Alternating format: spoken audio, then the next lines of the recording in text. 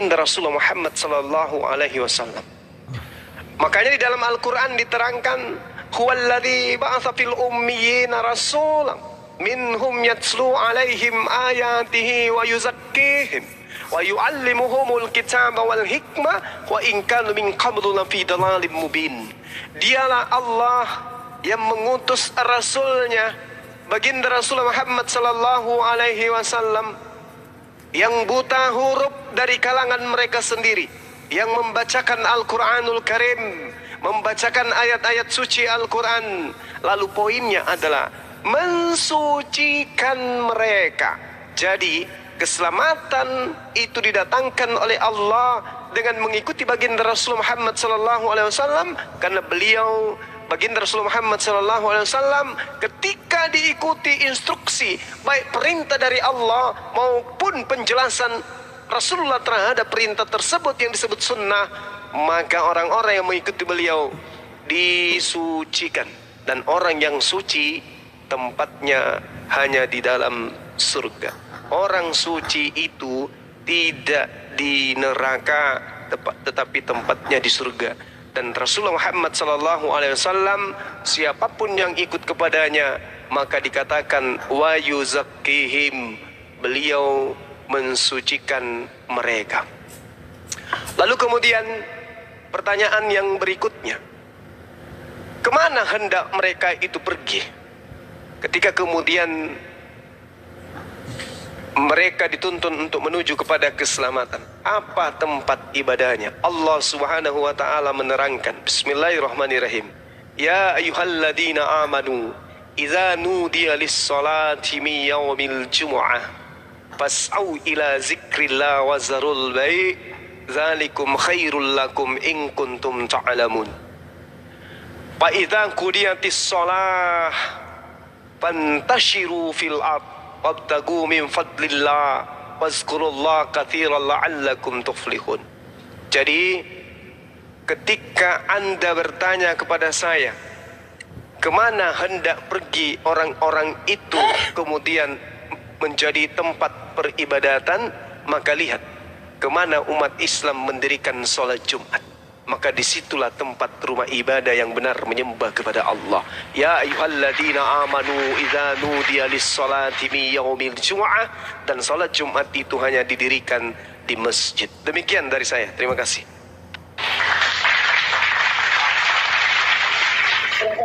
Puas, mantap sekali Guruna, terima kasih jawabannya. Andi.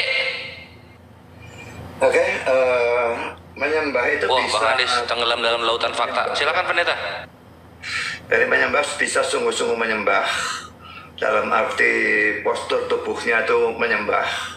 Seperti dalam Matius 14 ayat 33 ini, ketika Yesus menenangkan badai itu, dikatakan lalu demikian, danlah orang-orang yang ada di perahu menyembah dia.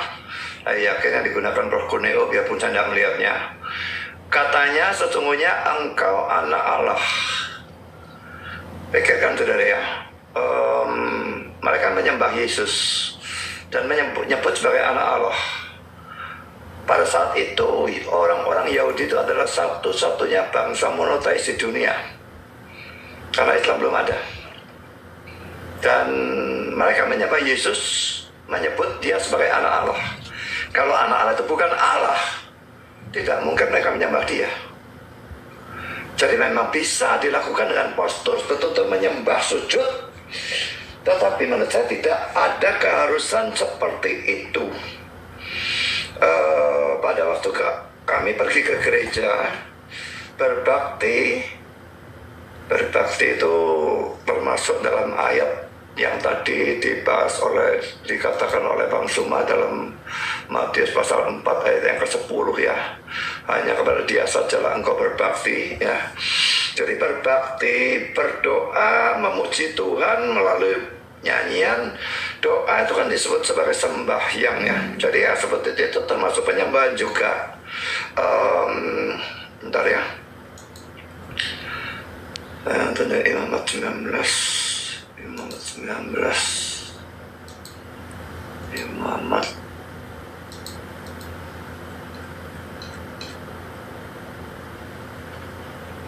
Imamat 19 ayat 30. Kamu harus memelihara hari-hari sabatku dan menghormati tempat kudusku. Nah, dalam perjanjian lama memang kemah suci ataupun bait Allah. Tapi dalam perjanjian baru, gereja, tempat orang beribadah. Sama seperti tadi Bang Suma mengatakan di masjid, tempat orang muslim beribadah. Jadi penyembahan itu tidak harus dengan betul-betul berlutut dan menyembah. Saya sendiri kalau berdoa, boleh dikatakan tidak pernah saya berdoa dengan berlutut, karena kalau berdoa dengan berlutut itu lalu lututnya sakit dan konsentrasinya bubar karena memikirkan sakit di lutut itu. Saya lebih sering berdoa dalam keadaan berbaring. Apakah salah orang berdoa dalam keadaan berbaring? Alkitab tidak pernah memberikan keharusan postur bagaimana. Posturnya berlutut, menyembah, duduk, atau apapun. Dalam berjalan pun orang boleh berdoa kok. Kenapa tidak boleh? Dan Yohanes 4 ayat yang ke-24, ini suatu ayat yang sangat penting, yang membedakan perjanjian lama dengan perjanjian baru. Yohanes 4 ayat 24. Saya bacakan mulai ayat 23 ya. Ini Yesus berbicara dengan perempuan Samaria. Tetapi saatnya akan datang dan sudah tiba sekarang. Saatnya akan datang dan sudah tiba sekarang untuk suatu ungkapan yang menunjukkan bahwa itu sekarang sedang dalam suatu proses itu ya. Bahwa penyembah-penyembah benar akan menyembah Bapa dalam roh dan kebenaran. Sebab Bapa mengendaki penyembah-penyembah demikian. Lalu ayat 24, Allah itu roh. Dan barang siapa menyembah dia, harus menyembahnya dalam roh dan kebenaran. Jadi penyembahan kepada Tuhan itu pada zaman perjanjian baru adalah penyembahan yang sifatnya rohani. Kalau dalam perjanjian lama, itu ada kiblatnya ya, sama seperti Muslim ya. Mungkin titik kiblatnya itu berbeda, tetapi Kristen juga ada kiblatnya. Bisa dicari ayatnya kalau mau, tapi saya kira tidak dibutuhkan. Lalu ada jam doa dan sebagainya, seperti tadi Kisah Rasul pasal 10 Petrus itu doa. Seperti Muslim ada waktu untuk sholat, Kristen juga ada jam doa. Dalam perjanjian lama ada kiblat, ada sholat dan sebagainya, harus berlutut ini itu macam-macam. Tapi Yesus berkata, sekarang saatnya akan datang dan sudah tiba sekarang. Berarti proses nanti pada waktu Yesus itu mati dan bangkit, ini betul-betul terjadi sepenuhnya. Menyembah Allah itu menyembahnya dalam roh dan kebenaran. Saudara mau berlutut, saudara mau berdiri, saudara Pendeta izin. mau duduk atau sampai berbaring, tidak ada masalah selama rohnya betul-betul menyembah Tuhan. Pendeta izin, Sabtu atau Minggu Pak Pendeta? Kenapa? Sabtu atau Minggu? Kalau saya Minggu ya. Yang Sabtu itu Advent, yang tetap mempertahankan Sabat Sabtu. Perintahnya hari Minggu Pak Pendeta. Apanya? Perintahnya hari Minggu. Tadi kan sudah saya katakan pada waktu debat dengan Bang Suma, Kisah Rasul 20 ayat 7, dan juga 1 Korintus 16 ayat 2. Dan itu perjanjian baru. Mereka jelas berbakti pada hari Minggu, karena Yesus bangkit pada hari Minggu. Dan Sabatnya hukumnya tetap berlaku, hanya harinya diganti. Terima kasih Pak Pendeta. Saya berikan ke Bang Juma untuk membantu saya meluruskan Bang Juma. Terima kasih. Saya kira ini pertanyaan berikutnya Bang Handi. Kita sudah mendengarkan penjelasan Pak Pendeta tadi. Saya udah lah. Terima kasih moderator. Siap, sama-sama. Thank you Bang Handi untuk pertanyaannya. Berikutnya silahkan Ustadz Sugi atau Akhi Imam atau Akhi Rahmat.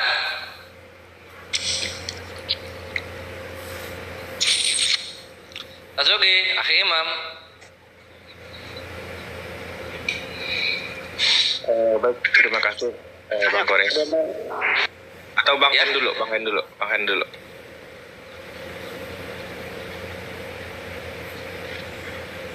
Gimana? Gimana Mau Bang? nanya, Ustaz? Oke. Mengenai konsep keselamatan ini topiknya ya. Saya ingin bertanya kepada Pak Pendeta. Setelah saya sering melakukan perdebatan antara orang Kristen dengan orang Kristen ya. Saya sering menemukan alasan mengapa Yesus disalib. Menurut sebagian besar ya, walaupun tidak semua orang Kristen berpendapat, karena saya tahu sekiranya saya itu punya satu pertanyaan, saya tanyakan kepada 10 orang Kristen, maka saya akan mendapatkan 11 pertanyaan yang 11 jawaban yang berbeda. Nah, Pak Budia Salin entah sepakat entah enggak antara ungkapan yang disampaikan oleh orang Kristen ini, yaitu Yesus disalib itu untuk menebus kita dari kutuk hukum Taurat, ya, kutuk yang terjadi pada Adam dan Hawa. Nah, di situ isi kutuk dari Tuhan kepada Adam dan Hawa salah satunya adalah perempuan akan birahi kepada suaminya, terus perempuan akan sakit ketika melahirkan, terus yang laki-lakinya itu akan susah payah mencari nafkah di dunia dengan berpeluh keringat. Nah, setelah Yesus disalib, kalau Pak Pendeta setuju dengan ini ya, mohon dijawab, kalau tidak setuju juga nggak apa-apa.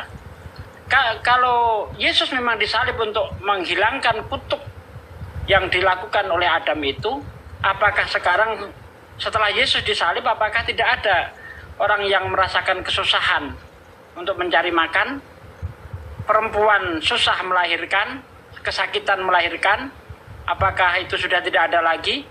Atau sudah tidak ada lagi perempuan yang birahi kepada suaminya? Monggo dijawab.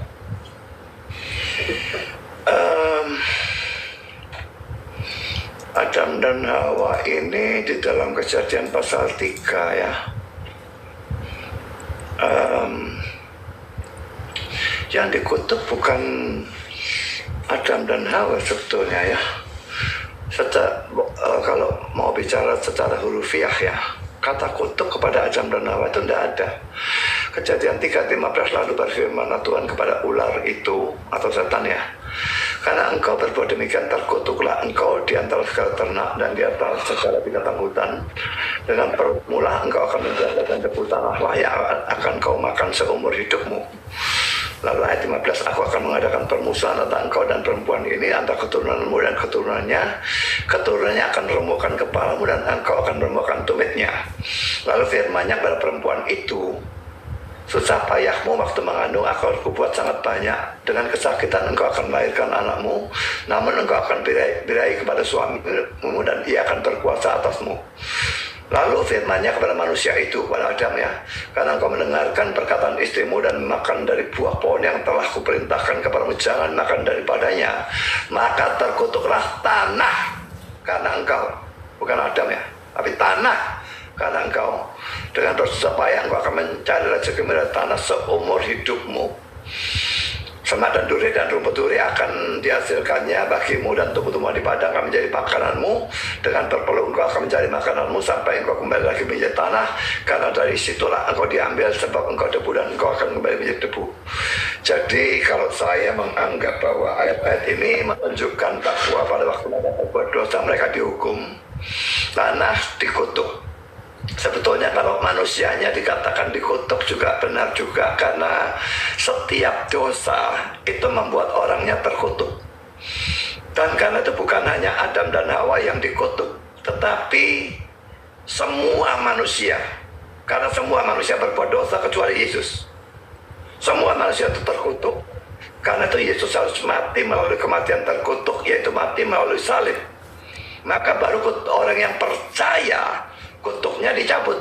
Kalau orangnya tidak percaya, kutuknya terus ada pada dia, dan dia pada akhirnya akan masuk ke tempat yang terkutuk, yaitu neraka. Apakah Adam dan Hawa percaya Kristus? Saya tidak tahu, karena kitab suci tidak pernah memberikan datanya. Jadi Adam dan Hawa masuk surga atau masuk neraka, saya tidak tahu. Memang tidak ada datanya. Dan saya tidak mau menafsirkan melampaui apa yang Alkitab katakan. Kalau Alkitab tidak mengatakan itu, ya saya jawab saya tidak tahu. Tapi yang jelas bahwa Yesus mengalami kematian terkutuk supaya orang yang percaya kepada Dia sebagai Tuhan dan Juru Selamat itu dicabut kutuknya dan mereka menjadi orang yang diberkati. Tapi yang tidak percaya, mereka tetap terkutuk dan akan masuk ke tempat terkutuk, yaitu neraka. Demikian jawaban saya. Oke, ini kayaknya Pendeta Buas terlalu bersemangat menjawab ya. Jadi harusnya terakhir Pendeta Buas ini. Harusnya. Sorry, saya pikir giliran saya tadi enggak ya. Iya kan ini penanya baru soalnya. Ya. Ya udah nggak apa-apa ya Gurunda berarti ya. Silakan Gurunda. Pertanyaan tidak ditujukan kepada saya.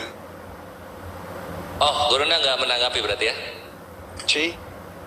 Oh, Surasa. Anda pun juga boleh Aki cuma. Iya, tadi pertanyaan. Oke, baik. Sama seperti uraian tadi bahwa Nabi Adam alaihissalam itu memang tidak kemudian mendapatkan kutukan.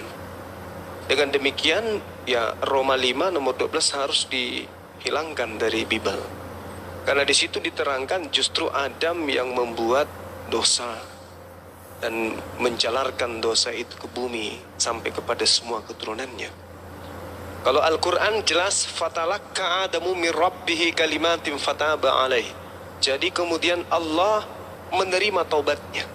Adam alaihissalam diterima ketika bertaubat kepada Allah. Dengan demikian tidak perlu penyaliban. Kalau Pak Pendeta sudah mengakui bahwa Adam pun tidak ada kutukan, tidak ada dosa, Hawa juga demikian, yang dikutuk itu adalah tanah, maka Yesus tidak perlu mati di atas dosa, di atas tiang salib untuk menebus dosa tersebut. Kemudian ketika berbicara mengenai kutukan apapun itu, kutukan terhadap tanah, kutukan terhadap Adam, kutukan terhadap keturunannya mengakibatkan maut dan seterusnya, maut kepada keturunan Adam dan kutuk terhadap tanah, maka ketika Yesus datang di atas tiang salib menghapuskan kutukan itu, maka kita harus membuktikan fakta kebenarannya. Apakah terbukti? Kutuk terhadap tanah lepas dengan matinya Yesus? Tidak. Apakah terbukti? Ular sekarang sudah tidak berjalan lagi dengan perutnya, tapi sudah berjalan dengan kaki, berdiri juga ular itu? Enggak juga. Apakah terbukti manusia sekarang tidak mengalami kematian? Tidak juga. Apakah terbukti ibu-ibu yang melahirkan sekarang itu tidak lagi sakit perut? Tak juga. Apakah terbukti laki-laki saat sekarang ini tidak susah mencari nafkah? Tidak juga. Jadi apa tujuan matinya Yesus ini? Apa tujuannya? Nebus apa dia? Melepaskan apa di atas tiang salib? Oh, untuk mematikan kutuk setan. Lah, faktanya setelah Yesus mati justru orang banyak kesetanan semua malah Yesusnya yang disembah. Dulu orang-orang Yahudi yang kesetanan tak pernah menyembah manusia. Begitu Yesus datang justru manusia yang disembah. Jauh 2 kali lebih jahat kesetanannya. Jadi kalau dikatakan Adam itu mewariskan dosa, itu keliru total. Adam mewariskan ilmu pengetahuan, dan itulah yang dibutuhkan oleh manusia untuk menjadi pemimpin sebagaimana rancangan Tuhan menciptakan Adam di atas muka bumi. Adam kalau tidak tahu baik dan buruk, tidak akan bisa memimpin di atas muka bumi. Adam kalau tidak tahu baik dan buruk, dia tidak tahu dirinya telanjang sama sekali.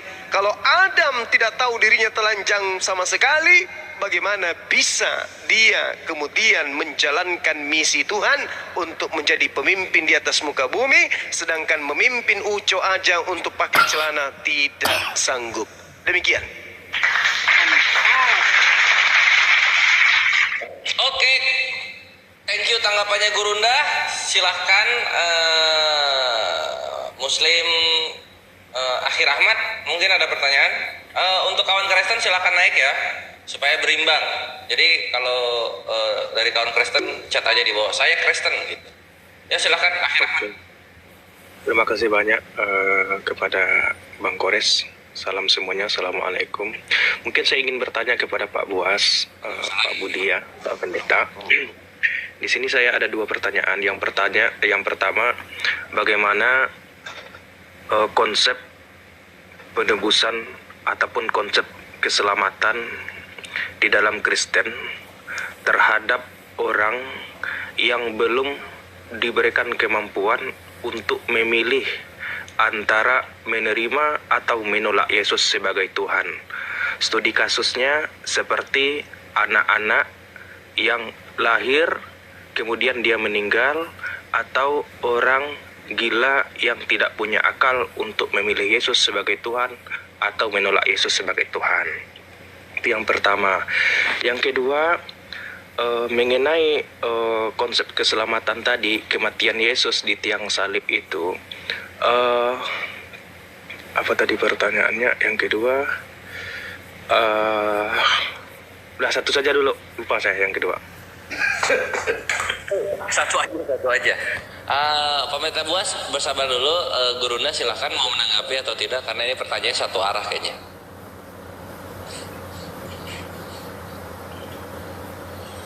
Iya, baik. Jadi kalau kita merujuk, ntar ya Bang, Pak ya, merujuk kepada Al-Quranul Karim, ketika kemudian Allah menguji Nabi Ibrahim alaihissalam, ujian Allah itu begitu berat. Adam meminta kepada Allah dengan susah payah berpuluh tahun agar kemudian beliau diberi anak. Diuji oleh Allah kemudian.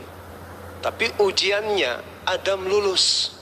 Ketika diminta anaknya yang satu-satunya Nabi Ibrahim. Baik. Ketika Nabi Ibrahim ini diminta untuk mempersembahkan anaknya yang sematawayang satu-satunya, Nabi Ibrahim membenarkan kemudian dan mengiyakan serta menyanggupi perintah itu untuk kemudian mengorbankan anaknya yang tunggal satu-satunya. Lalu kemudian ketika eksekusi terhadap darah dagingnya sendiri itu terjadi, Allah kemudian menggantikan anaknya itu dengan seekor sembelihan yang besar. Wa fadainahu bi zibhin azim. Allah menggantikan yang tadinya manusia jadi korban berubah menjadi hewan. Lalu kemudian Allah menerangkan di dalam Al-Quranul Karim, walikulli ummatin, setiap umat, ja'alna mansaqal liyazkur ismallah ala ma razaqahum min bahimatil an'am. Dan bagi setiap umat yang telah kami syariatkan penyembelihan kurban berupa hewan ternak. Jadi Allah dari sejak Nabi Adam alaihissalam sampai kepada baginda Rasulullah Muhammad SAW, yang menjadi kurban pada saat penyembelihan terhadap Tuhan itu adalah hewan ternak. Begitu juga orang Yahudi di dalam kitab Yeremia Imamat 1 nomor 2, jelas di situ perintahnya adalah persembahkan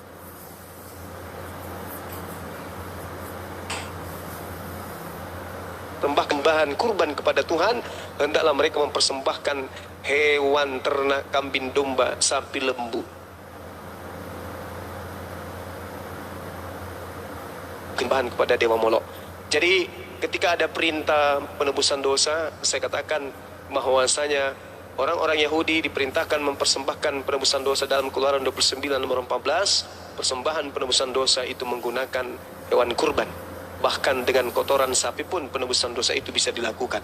Yesaya 6 nomor 6 sampai nomor 7, mencium batu bara juga bisa menghapuskan dosa. Jadi tidak ada kemudian pengajaran yang diajarkan oleh para nabi termasuk dalam ajaran agama Islam bahwa dosa bisa ditebus dengan menyembeli Tuhan yang datang dalam rupa manusia. Demikian.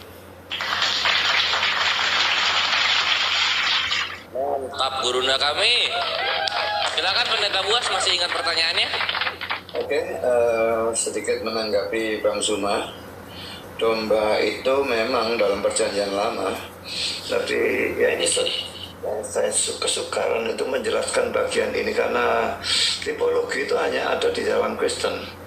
Dan dalam orang Kristen pun tidak semua mengerti hal itu ya. Jadi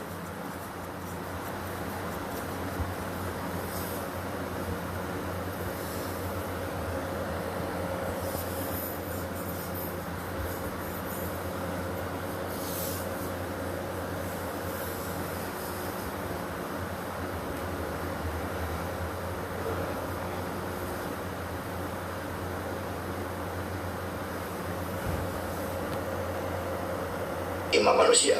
Demikian juga domba, korban dan pakainya itu disingkirkan.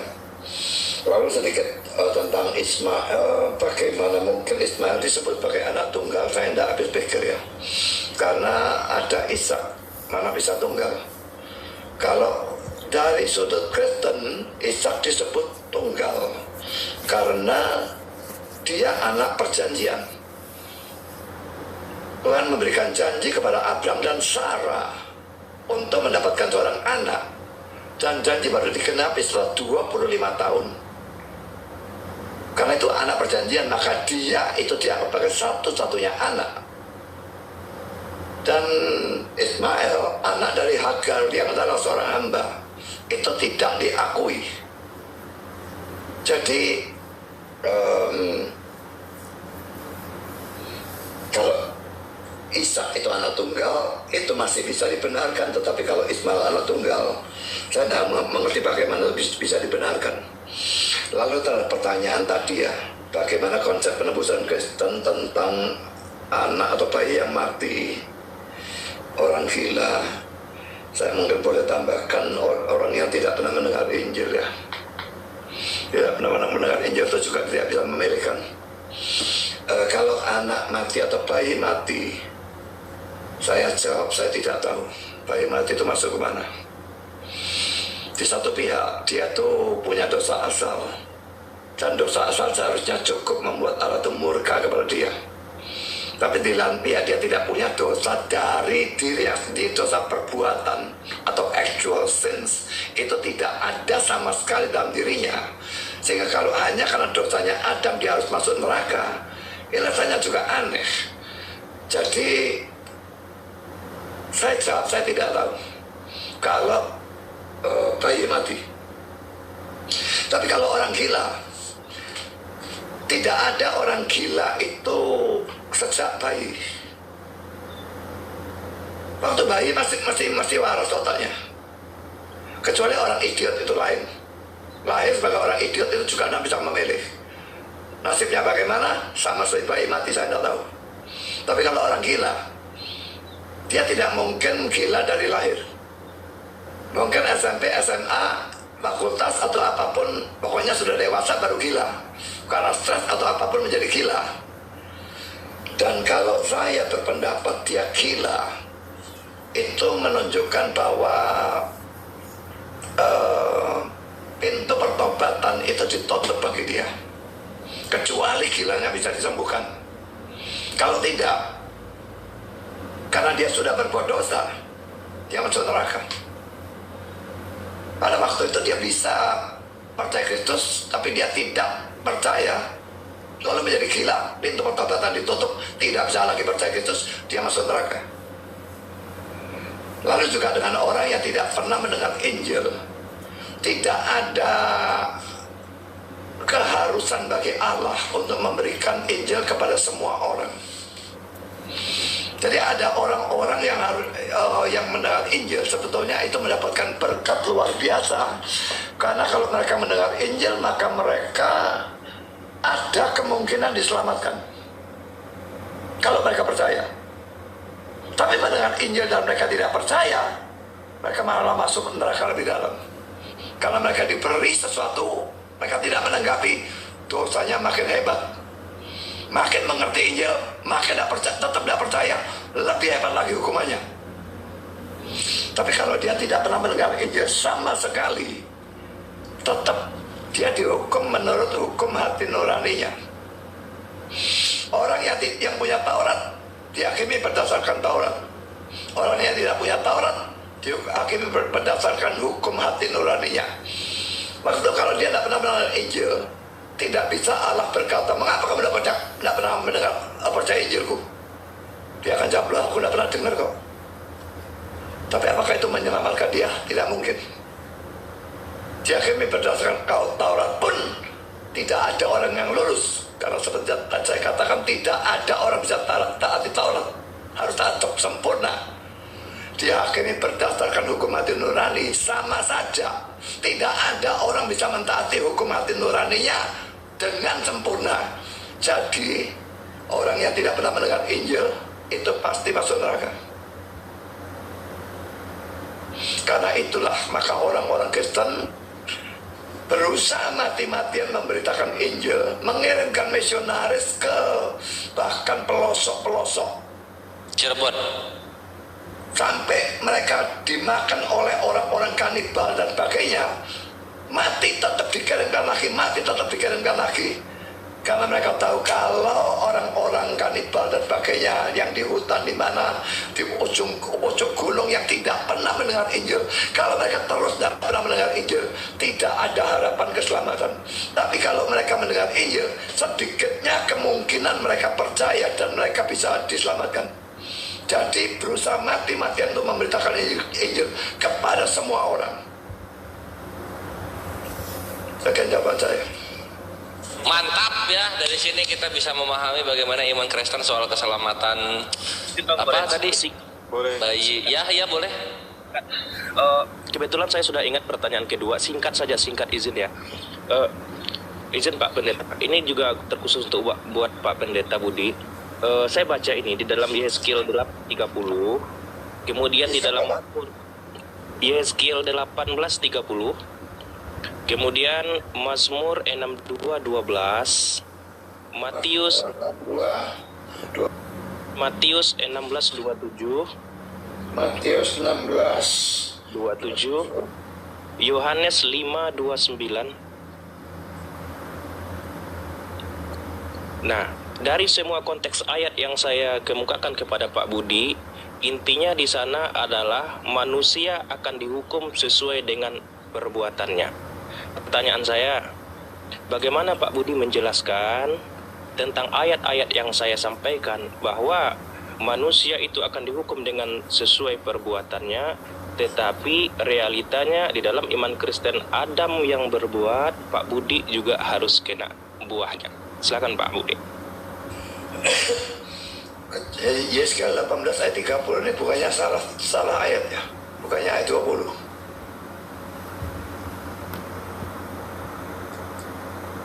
Ayah Rahmat silakan klarifikasi dulu. Yehezkiel 18:30 atau berapa? Ayat Kalau nggak 30. salah ya sekitar 18 ayat 18 sampai 20 itu. 18 Iya. ayat 20 ya. Ayatnya seperti ini. Oleh Ya. karena itu aku akan menghukum kamu masing-masing menurut tindakannya. Oke ya. Jadi orang yang berbuat dosa itu yang harus mati. Anak tidak akan turut menanggung kesalahan ayahnya, dan ayah tidak akan turut menanggung kesalahan anaknya. Orang benar akan menerima berkat kebenarannya, dan kefasikan orang fasik akan tertanggung atasnya. Saya percaya ayat ini dan ayat ini berlaku secara umum, tapi ada perkecualiannya. Perkecualiannya adalah dosa Adam itu diwariskan kepada semua keturunannya kecuali Yesus.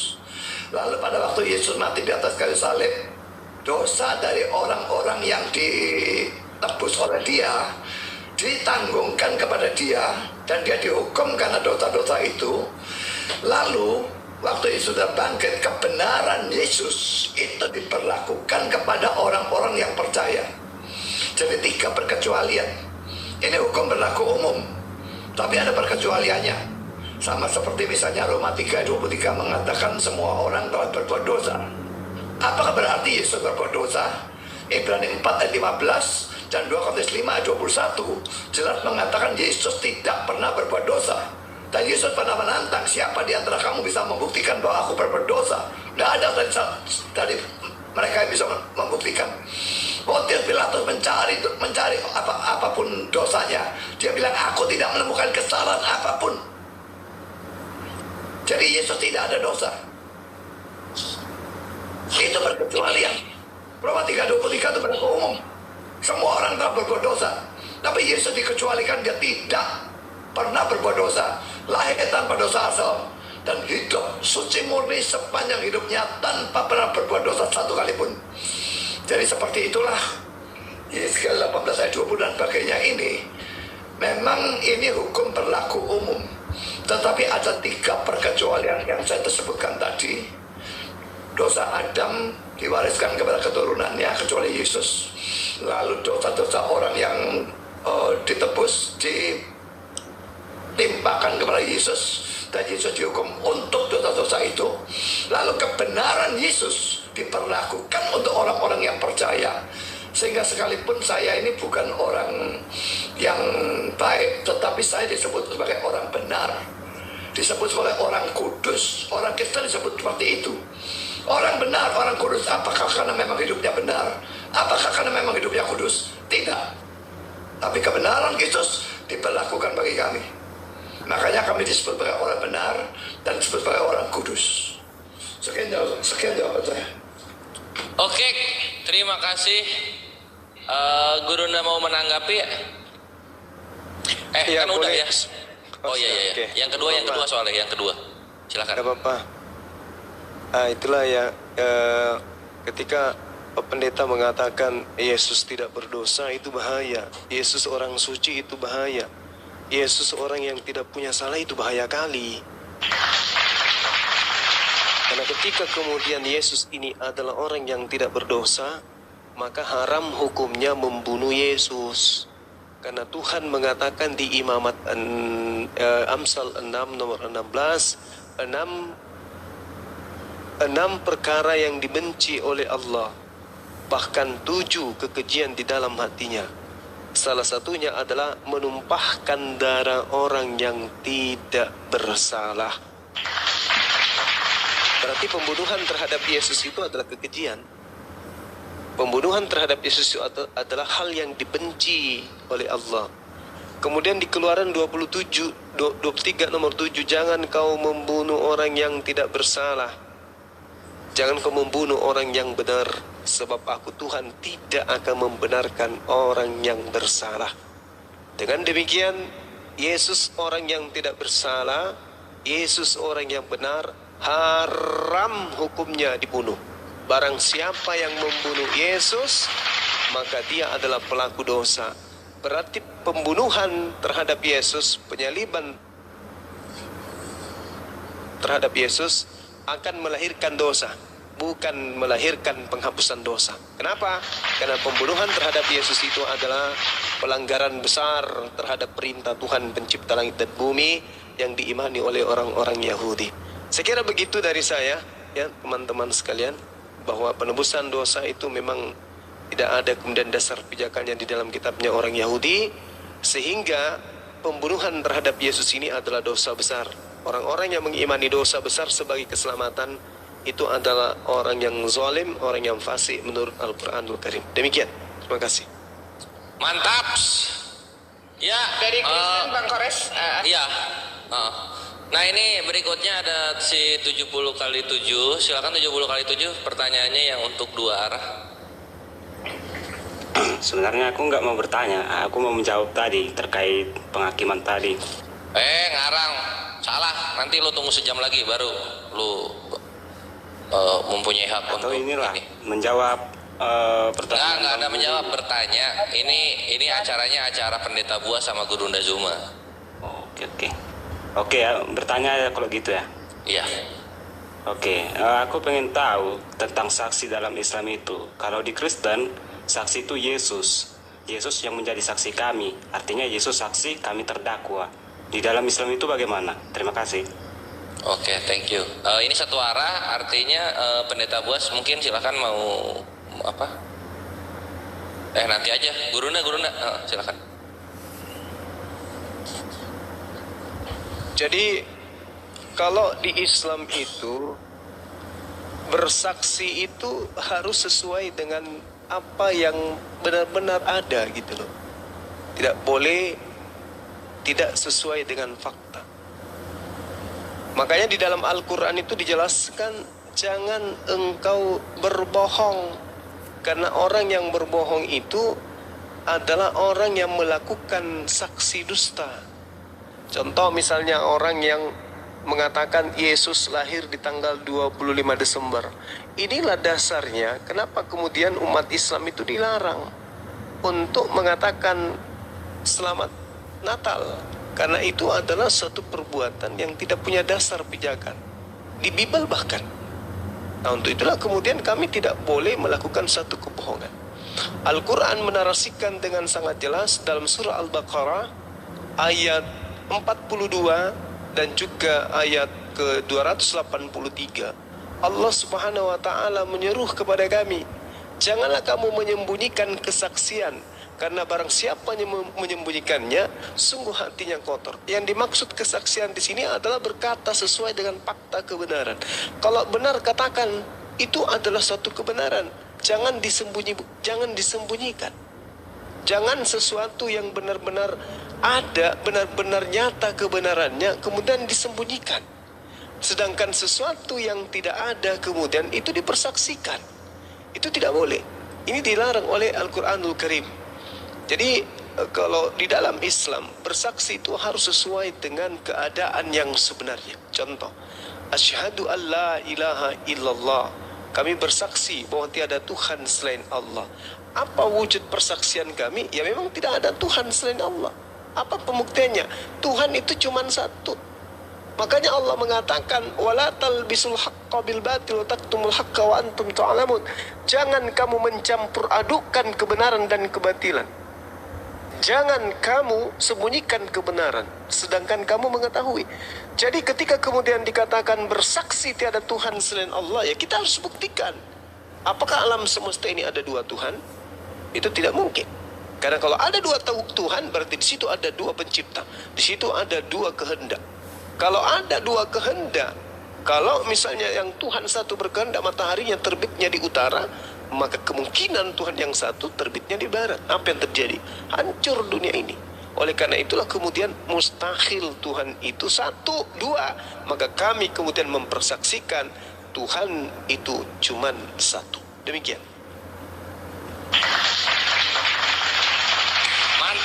Mantap. Itu ya, jadi perkara soal persaksi itu, wah udah hilang orangnya, tahu diri. Silakan Pendeta Buas, ada yang mau ditanggapi? Saya mengerti pertanyaannya, kok Yesus itu katanya adalah saksi dalam Kristen. Kok bisa Yesus adalah saksi itu dari mana? Saya tidak tahu. Kurang lengkap Pak Pendeta. Jadi Yesus itu saksi, manusia yang lain itu terdakwa gitu. Nah ya dari mana kata-kata itu? Ini yang bertanya katanya orang Kristen kelihatannya kan. Iya. Yesus itu saksi, kami terdakwa. Ya dari mana? Saya tidak pernah mendengar Kristen manapun mengajar seperti itu. Saya setuju dengan Bang Suma bahwa yang bunuh Yesus itu dosa. Dan Allah itu membalikkan, karena dia maha kuasa, maka dia membalikkan dosa itu menjadi suatu yang memuliakan dia, yaitu menjadikan suatu penebusan. Jadi bukan jasa dari yang membunuh. Yang membunuh memang dosa, saya setuju dengan Bang Suma dalam persoalan itu. Tetapi ada tambahannya bahwa Allah itu yang maha kuasa, dia membalikkan dosa orang-orang itu, baik Yudas yang mengkhianat maupun setan yang tadi dikatakan berusaha membunuh Kristus dan sebagainya, Pontius Pilatus dan sebagainya, semua itu tetap mereka berdosa dan mereka bertanggung jawab untuk itu. Tetapi Allah yang maha kuasa membalikkan semua itu menjadi berkat bagi manusia dan menjadi kemuliaan bagi dia. Yesus menjadi juru selamat satu-satunya, dan kalau orang percaya maka ada keselamatan. Jadi jalan keselamatan terbuka karena adanya dosa itu, tapi bukan orangnya berjasa, Yudasnya berjasa dan sebagainya.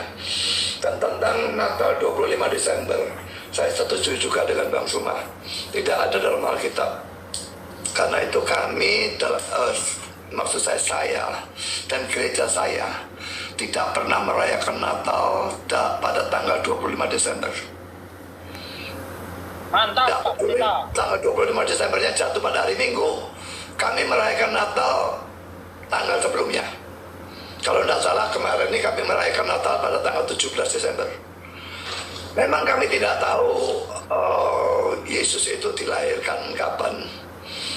Menurut satu orang penafsir, setiap bulan dalam sepanjang tahun ya, Januari, Februari dan terusnya, ada sekelompok orang Kristen yang percaya Yesus lahir pada bulan itu. Jadi bulannya pun tidak diketahui. Dan sebetulnya tarikh Masehi itu kan diambil dari kelahiran Yesus ya.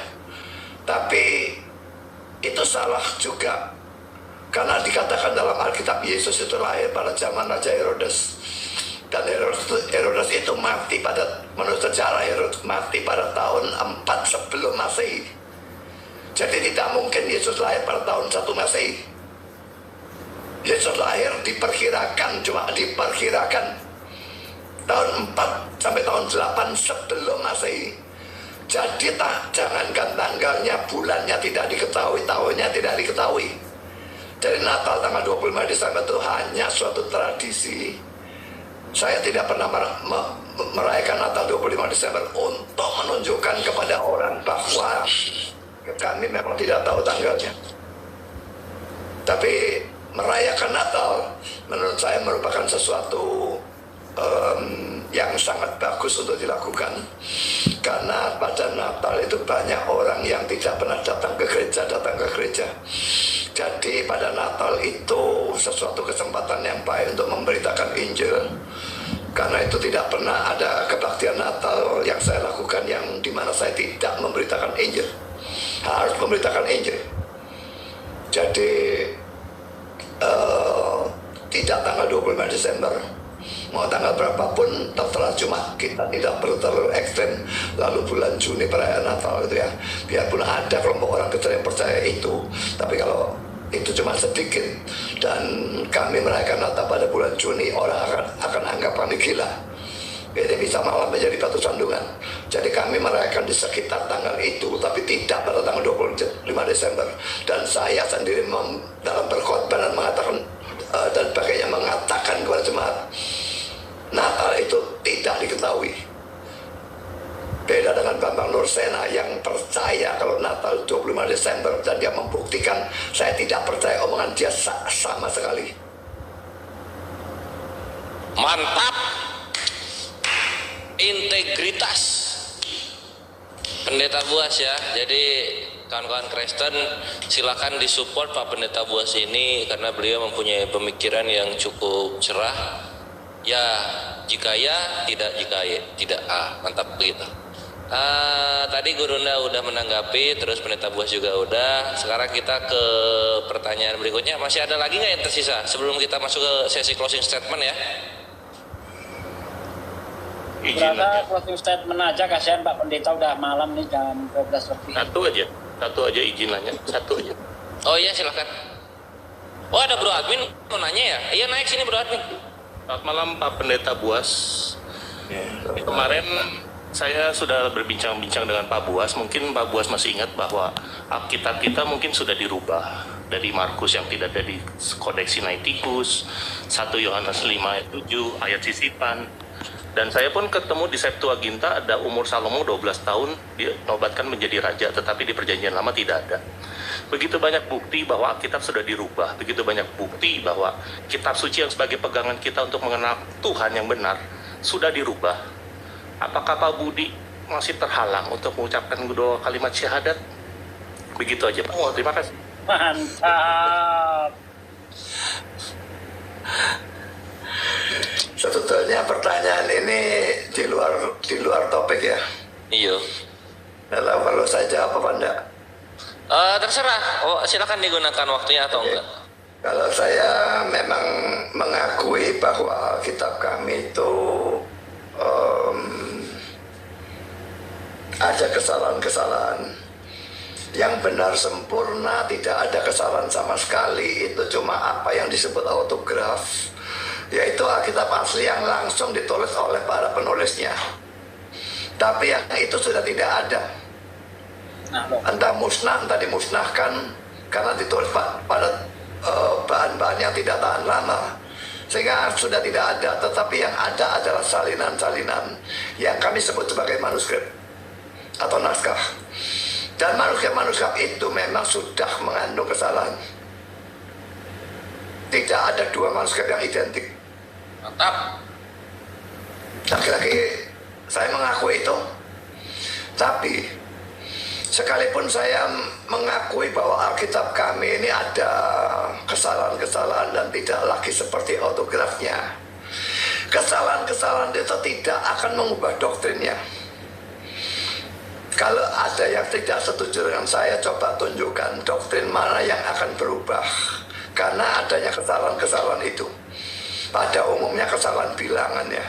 Bilangan salah itu banyak sekali karena memang ditulis dengan coretan-coretan dan sebagainya. Dan itu manuskrip itu kan kaburnya luar biasa ya. Barang kuno, nggak tahu abad keempat, abad ketiga Masehi dan sebagainya. Itu sampai zaman sekarang ini 1700, 1600 atau 1700 tahun. Itu sudah, kalau orang Jawa bilang belekecek, gitu ya. Nah itu disalin, bagaimana bisa tidak ada kesalahan sama sekali, itu tidak memungkinkan. Tapi Allah di samping itu, biarpun dia tidak mengilhami orang yang menyalin, dia mengilhami orang yang penulis asli ya, autografnya, sehingga tidak ada kesalahan. Tapi pada waktu penyalinan dia tidak mengilhami, tapi dia tetap memimpin sehingga kesalahannya masuk, bukan kesalahan yang fatal. Dan karena itu, apalagi kalau saya katakan Alkitab RAI ini sebetulnya termasuk terjemahan yang sangat buruk dibandingkan dengan terjemahan versi bahasa Inggris yang manapun. Tapi tetap kalau orang belajar menggunakan RAI, bahkan saya sendiri belajar menggunakan RAI dari dulu, dan itu mempertobatkan saya. Saya tidak tahu Alkitab bahasa Inggris, saya tidak becus bahasa Inggris, tapi itu mempertobatkan saya. Jadi doktrin tidak akan berubah karena adanya kesalahan-kesalahan di dalam Alkitab itu. Kesalahan remeh. Jangankan doktrin, tapi bahkan hukum moral pun tidak akan ada yang berubah. Jadi Alkitab itu tetap bisa dipercaya selama kita tidak comot ayat out of context, dan selama kita menggunakan hermeneutik atau ilmu penafsiran yang benar. Kita tetap akan menghasilkan doktrin Kristen yang benar. Apakah itu mau Tritunggal, apakah itu Yesus itu Allah, apakah itu Yesus itu juru selamat, apakah selamat karena iman saja dan sebagainya, itu akan sama. Tidak mungkin akan berubah. Sekian jawaban saya. Mantap. Ya itu ikhwannya. Bang Juma tanggapannya. Oh iya. Silakan Gurunda jika ingin menanggapi. Jadi kalau ada sebuah kitab kemudian itu sudah tidak murni lagi dari apa yang dihasilkan atas proses pewahyuan dari pencipta sampai ke penerima, maka kitab itu tidak lagi disebut kitab suci. Kalau ada sebuah buku tidak lagi disebut sebagai kitab suci, maka tidak layak lagi disebut sebagai buku panduan. Kalau ada buku yang bukan lagi firman Tuhan dijadikan sebagai panduan kemudian untuk melakoni kehidupan sebagai orang yang beragama, maka aspek pembenarnya hanya doktrin, kepercayaan buta. Kenapa? Karena tidak ada legalitas dari pembawa firman itu di tengah-tengah manusia.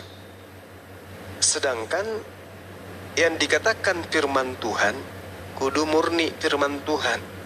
Tidak boleh ditambah, tidak boleh dikurangi, tidak boleh bercampur aduk. Lagi-lagi pernyataan saudara kita Pak Pendeta tadi membenarkan Al-Quran. Ya ahlal kitab, lima talbisunal haqqa bil batil wa taktumul haqqa wa antum ta'lamun. Mengapa engkau mencampur adukkan? Bahkan ayat lain mengatakan ahli kitab menyembunyikan sebagian dan menambahkan sebagian.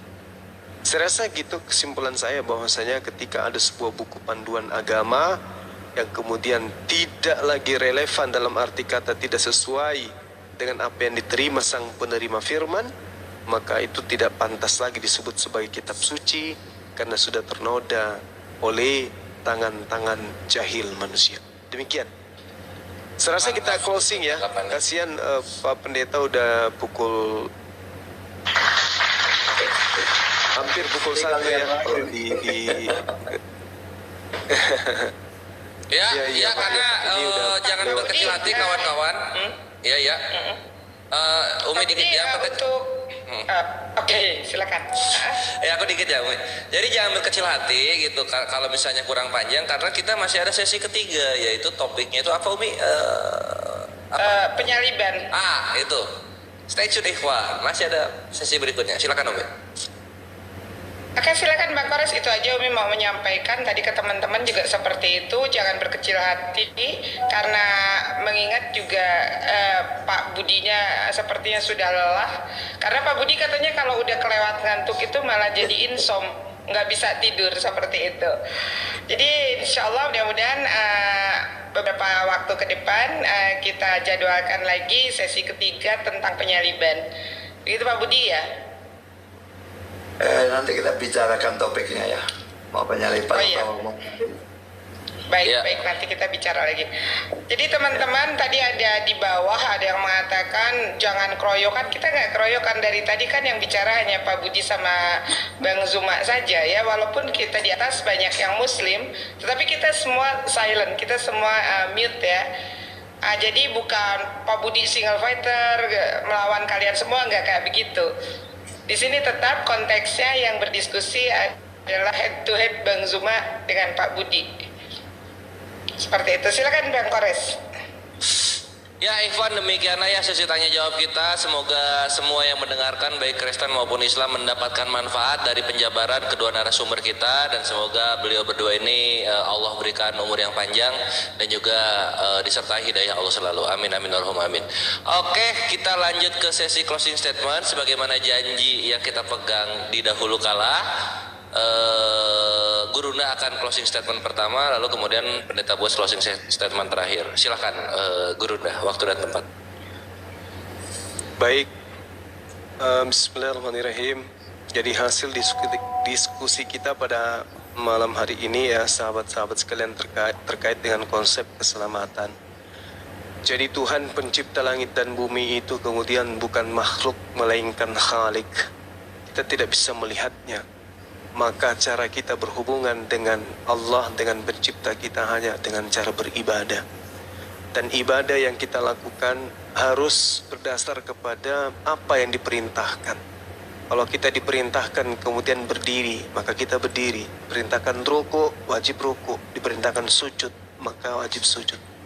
Karena instruksi yang kemudian datang kepada kita itu adalah harus kita yakini bahwa itu adalah instruksi yang tidak putus dari yang menyampai sampai kepada sumber, atau dari sumber sampai kepada penyampai, yaitu Nabi yang hadir di tengah-tengah kita. Allah Subhanahu wa taala menjelaskan di dalam Al-Qur'anul Karim, Bismillahirrahmanirrahim, wa tilkal jannatul lati uristumuha bima kuntum ta'malun. Dan itulah surga yang diwariskan oleh Allah kepada manusia disebabkan amal perbuatan yang telah manusia kerjakan. Al-Quran surah As-Sukhruf ayat 72. Sedangkan Allah Subhanahu wa taala juga menjanjikan di dalam Al-Quran surah Al-Araf bahwasanya orang-orang yang kemudian ingkar terhadap perintah Allah, terhadap aturan-aturan Allah, Allah janjikan tempat spesial yang disebut neraka. Walladzina kafaru lahum naru jahannam la yuqda alaihim fayamutu wa la yukhaffafu anhum min azabiha kadzalika najzi kulla kafur. Jadi merujuk pada setiap orang kafir. Dan orang-orang kafir bagi mereka neraka jahannam. Mereka tidak dibinasakan hingga mereka mati, dan tidak diringankan dari mereka asapnya sedikit pun. Demikianlah kami membalas setiap orang-orang yang kafir. Kafir di sini adalah orang yang ingkar kepada Allah, orang yang ingkar kepada perintah Allah, orang yang membelakangi aturan-aturan Allah yang seharusnya menjadi lakon dalam setiap kehidupan. Jadi saya simpulkan bahwa keselamatan di dalam ajaran agama Islam itu adalah hal yang sudah menjadi janji Allah kepada orang-orang yang memenuhi kemudian syarat, yaitu mereka yang menjalankan perintah dan menjauhi larangan. bukan oleh karena melaksanakan perintah, bukan juga karena menjauhi larangan, sebab semua perintah ketika dilaksanakan diukur kemudian daripada pahala perbuatan itu tidak akan mampu kemudian membalas indahnya surga. Akan tetapi yang pemilik surgalah yang memberikan isyarat, memberikan syarat bahwa untuk masuk ke dalam surgaku adalah mentaati perintahku dan menjauhi larangan-larangan. Saya kira demikian. Terakhir, terima kasih kepada Bapak Pendeta Budi Azali yang saya hormati. Mohon maaf ketika ada kata-kata yang kurang berkenan dari saya pribadi, Pak. Itu semata-mata hanya edukasi baik diri saya maupun kepada umat Islam yang ada di bawah.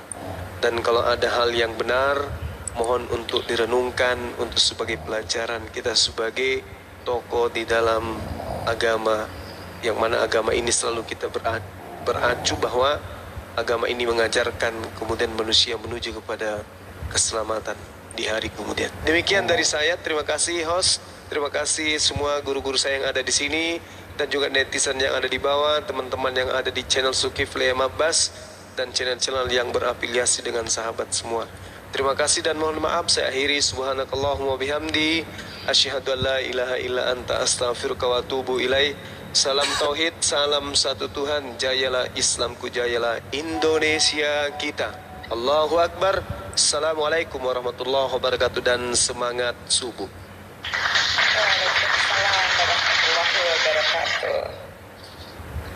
Waalaikumsalam warahmatullahi ta'ala wabarakatuh. Kasih tembakan dulu.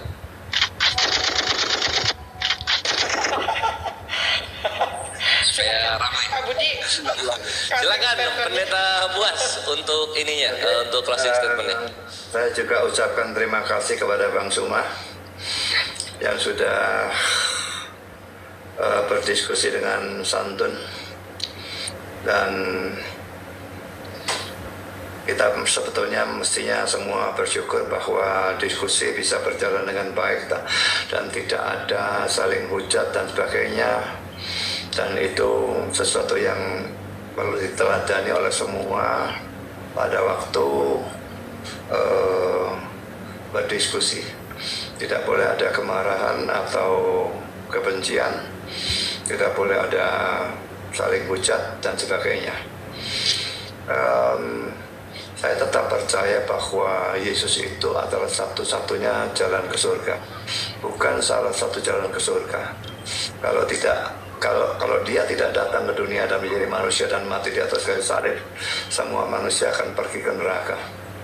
Dan karena itu, kalau memang ada yang kepingin masuk ke surga, dia harus percaya kepada Kristus sebagai Tuhan dan Juru Selamatnya, sama seperti saya percaya kepada Dia.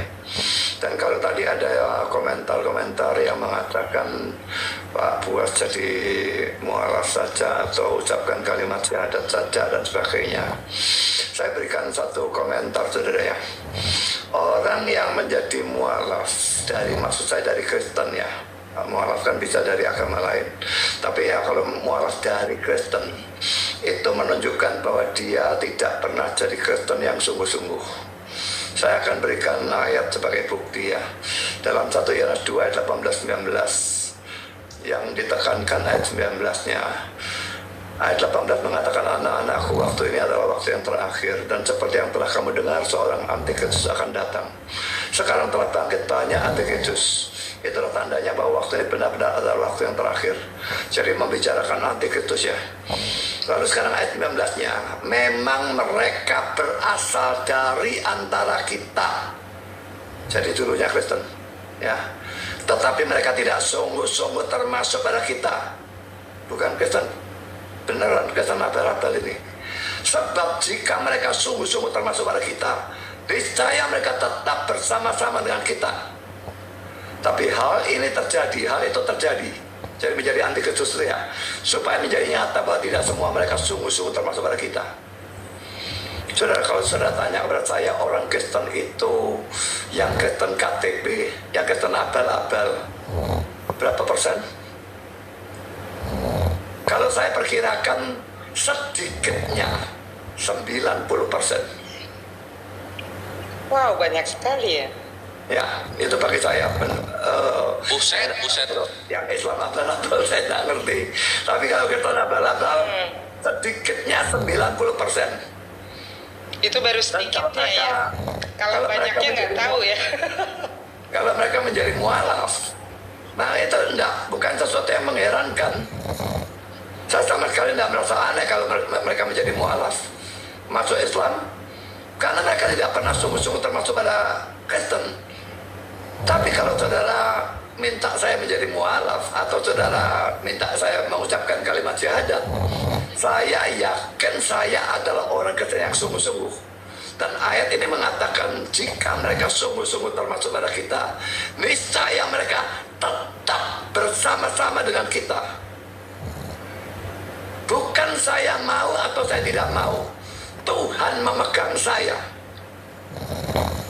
Bukan saya memegang Tuhan dengan erat, tapi Dia memegang saya dengan erat. Dan kalau saya percaya keselamatan itu tidak bisa hilang. Kalau orang betul-betul Kristen, betul-betul sudah selamat, tidak bisa dia kehilangan keselamatan itu.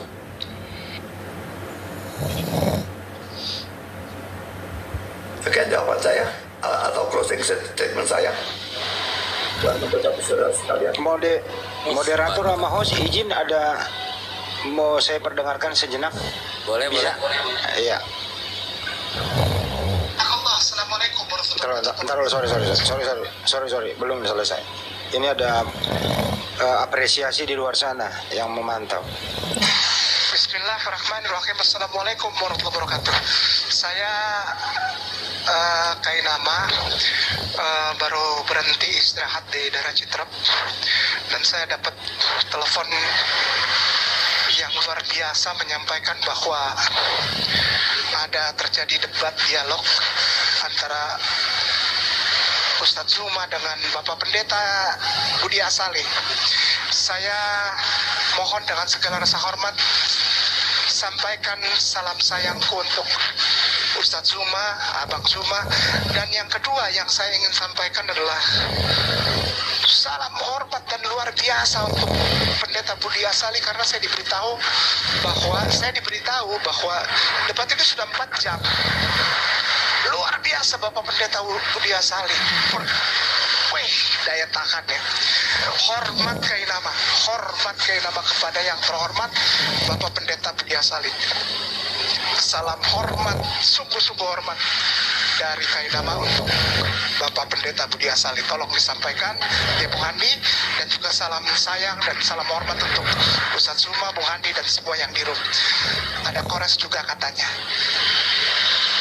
Sekali lagi saya hormat banget sama Pendeta Budi Asali. Wah, daya tahannya luar biasa, 4 jam.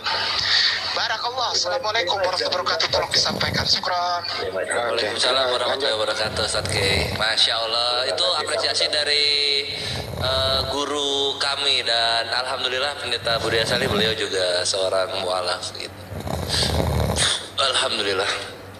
Gitu. Semangat Pak Pendeta ya, sampai jumpa di jilid ketiga. Terima kasih untuk closing statementnya.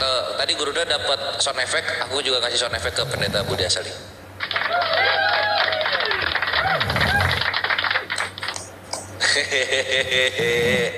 Oke, wadah bisa bilang yang di bawah, demikianlah dengan closing statement dari Pendeta Buas, maka itu jugalah bagi kita closing untuk dialog kita di malam hari ini.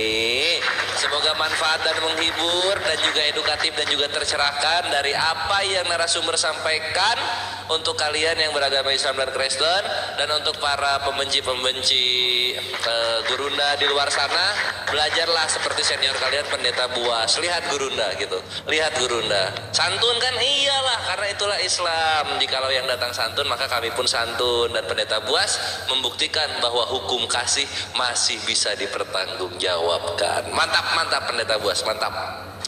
Sip lah. Mari kita tutup dengan doa kafaratul majelis. Guru ada yang mau disampaikan? Iya. Bang Kares, itu Bang Riko biasa katanya ikut naik dulu sebentar.